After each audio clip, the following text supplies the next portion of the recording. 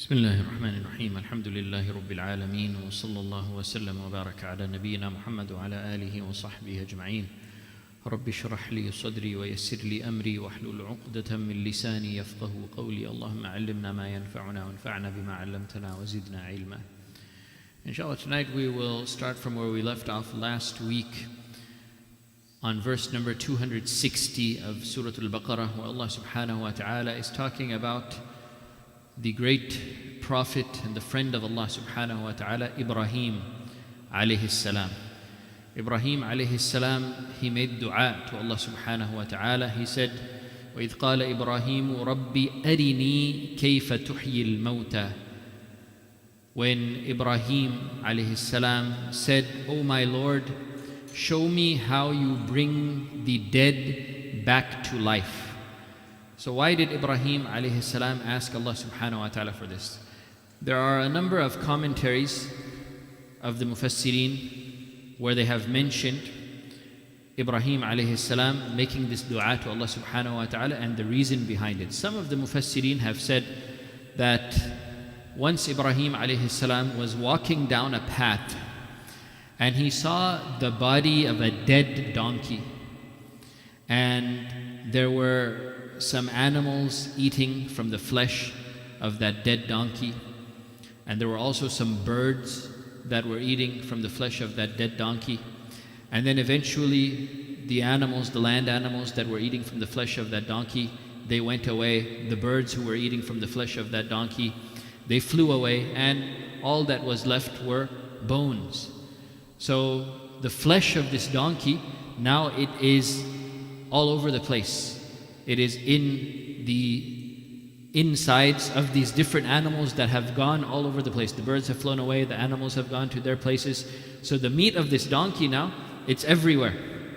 It's not situated only in one place. So Ibrahim alayhi salam, he was reflecting upon this. SubhanAllah, look at this. Allah brings the dead back to life even if their flesh and their body parts are scattered all over the place. Allah subhanahu wa ta'ala still brings it back together, and He brings everything back to life. So he knew this. He had no doubt about this. But he wanted to see it with his own eyes. And when you see something with your own eyes, it's something that increases you in Iman. It's not that Ibrahim alayhi salam didn't believe it. No, of course he believed it and he knew it and he had certainty in it. But when you see something with your own eyes, it increases your yaqeen, it increases that certainty. So this is what Ibrahim alayhi salam wanted. He wanted to have an increase in his iman and his certainty. So he made dua to Allah subhanahu wa ta'ala to allow him to see how Allah brings the dead back to life. So he made this dua to Allah subhanahu wa ta'ala. وَإِذْ قَالَ إِبْرَاهِيمُ رَبِّ أَرِنِي كَيْفَ تُحْيِي الْمَوْتَى.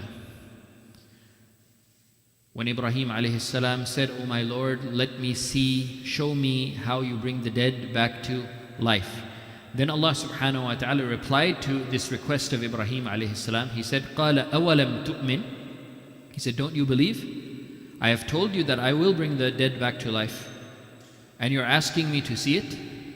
I have already told you. أَوَلَمْ تُؤْمِنْ. Don't you believe?" And of course Ibrahim alayhi salam, he believed, and Allah subhanahu wa ta'ala knew that Ibrahim alayhi salam believed. Right? But Allah subhanahu wa ta'ala asked him this. And the response of Ibrahim alayhi salam was, قَالَ بَلَى. He said, "Of course I believe, Ya Allah. I have no doubt about this, that you will bring the dead back to life. وَلَكِنْ لِيَطْمَئِنَّ قَلْبِي. But I want to see it so that I will have this sense of comfort in my heart. Meaning that this is something that will increase the certainty and increase my iman and yaqeen in this fact. I already believe it, but I just want this increase in my faith by seeing it with my own eyes. How you do this, Ya Allah." So then Allah subhanahu wa ta'ala answered the prayer of Ibrahim alayhi salam, and he gave him some instructions on what to do. And we'll get into those instructions in a minute. But first we'll go over some of the other commentaries that some of the Mufassirin have given regarding this ayah. We mentioned this explanation that some of the Mufassirin have given, that Ibrahim alayhi salam saw a donkey in the path, and then he made this request to Allah subhanahu wa ta'ala. There's another tafsir where some of the commentators have said that it was not a donkey, rather it was a whale that Ibrahim alayhi salam saw. And this whale, it was a beached whale. And half of that whale was still in the water, still in the sea, and half of that whale was on the beach, on the land. It was a dead whale, half of it in the water and half of it on the land, on the beach. So the water animals were eating the part that was in the water, and the land animals were eating the part of that whale that was on the land. Right? So different types of animals eating different parts of the whale. Right? So again, the same concept. All these different animals eating from the meat of this whale. Then when they finish eating, they're going to go back to their places, and the meat of that whale will be scattered all over the place on the insides of these different animals. Right? So Ibrahim alayhi salam, he reflected upon this. And by seeing this, he asked Allah subhanahu wa ta'ala, Rabbi arini kayfa tuhyi al-mawta. Oh my Lord, show me how you bring the dead back to life. So this is another interpretation that some of the Mufassirin have given regarding the reason why Ibrahim alayhi salam made this request and asked for this dua. So Allah subhanahu wa ta'ala answered this call of Ibrahim alayhi salam, and he gave him some instructions. He told him what to do in order to see with his own eyes how Allah subhanahu wa ta'ala brings the dead back to life. So what did Allah subhanahu wa ta'ala command Ibrahim alayhi salam to do? He said, قَالَ فَخُذْ أَرْبَعَةً مِّنَ الطَّيْرِ. He said, take 4 birds. And the Mufassirin have mentioned what type of birds those were. They mentioned that those 4 birds, one of them was a rooster, one of them was a peacock, one of them was a crow, and one of them was a pigeon. So 4 different types of birds. Different shapes, different colors, right? Different types of birds. So he brought these 4 different birds to himself. A rooster, a peacock, a crow, and a pigeon. قال فخذ أربعة من الطير فصرهن إليك. Then Allah subhanahu wa ta'ala commanded Ibrahim alayhi salam to cut up these different birds, cut them up, slaughter them and cut them into pieces. And then he was ordered to mix everything up together. So 4 different birds cut up into pieces, and now basically all of these 4 birds are mixed together.